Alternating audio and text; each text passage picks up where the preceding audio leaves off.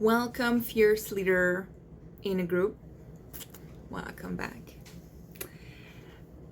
I want to take the time, but first, if you know someone that could benefit from this conversation, share the video, invite them to the group, let them know we're building the movement for fierce leaders. I want to talk about something that rose from a discussion I had with a client within a mentorship call, and she's also a mediator.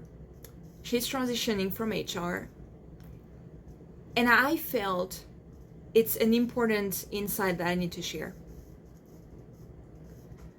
When we want to bring a certain outcome, such as more peace, more freedom, better relationships in our life, we want to see that, but the first thing we're gonna have to do is to become that version of us that is able to build that. The thing is, there is times of overwhelm, there is times of grief, there is times of sadness and anger and disappointment, times of uncertainty, times of fear, what's going on in the world, where it's going. The thing is, during this time of what I would say darkness,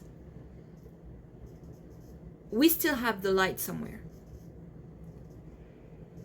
And our job as being a guide, being a healer, being a peacemaker is going to be the person who brings the light in. And so during the call, I was giving the image of a lighthouse, and it's how I really like to say it. I like to see how we become the lighthouse when we do the inner work, when we do this work to become the peacemaker, we become the light for other people, we become their guide. We become the light where, despite the darkness, despite the dark phases of life, we have a light within where people are gonna be able to see and follow a certain path. And the most challenging aspect of becoming that version of us is we're still human. We're still gonna have time of grief, of sadness. We're gonna want to retreat, to step back,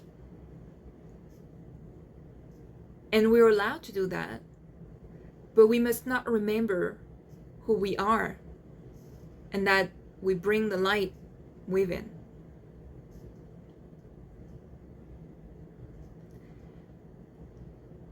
And so when you choose that path to be the leader, to be the guide, to be the peacemaker,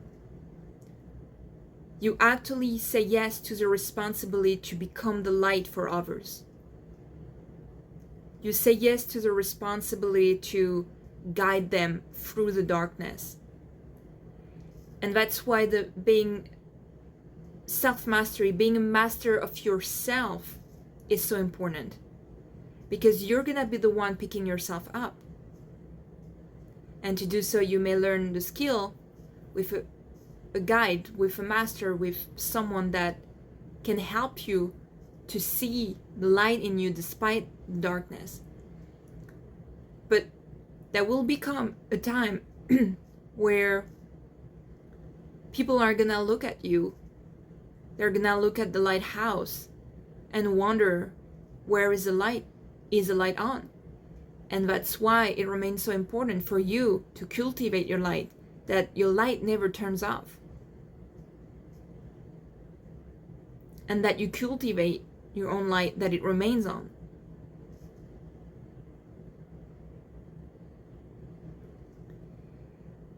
So I really love the image of a lighthouse, because I feel it's what we forget it to be, and It's very easy to enter the loop of a drama. It's very easy to enter the vortex going downhill of the drama and the blame and the fear. Fear being a very intense emotion, having a very strong intensity. But it's a certain level of self-mastery to, despite that, despite the fear, despite the drama, despite the anger, despite all the emotions, to stand up with the light we have in us and to show another path. It's a lot more power to hold.